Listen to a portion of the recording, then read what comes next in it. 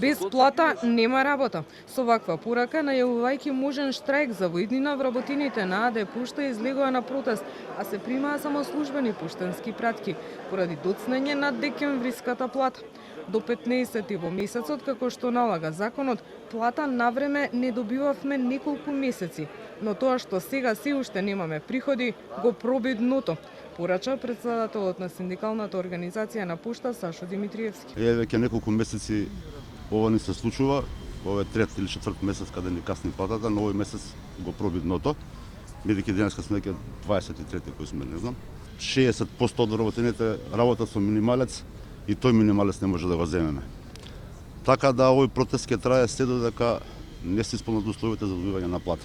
Вработените во Пошта добија поддршка и од Сојузот на синдикати на Македонија, чиј лидер Слободан Трендафилов подлече дека не смее да се дозволи 2000 семејства да бидат оставени на милост и на немилост без заработената плата, а обвини дека врз вработените се вршеле и притисоци. 2000 семејства во месец јануари се оставени без приходи, ги пречекаа сите празници без приходи и веројатно ќе го завршат и овој месец без приходи. Срамота е да ги оставите без плата, а да изигравате шерифи по пошта, да правите притисоци врз луѓето, да ги напаѓате луѓето, да се обидувате да ги спречувате да протестираат. Без плата нема работа, другари. Генералниот директор Орхан Крутиши за Канал 5 вели дека протестот бил политички мотивиран. Вработените решиле да излезат на протест иако им било кажано дека денес ќе им стигне платата. Најави и тужби зашто представниците на синдикатите говореле невистини. Протестот требаше да биде 2 сати на работното место, а не да излегуваат надвор и да го стопират одвивањето на работата на поштенските услуги.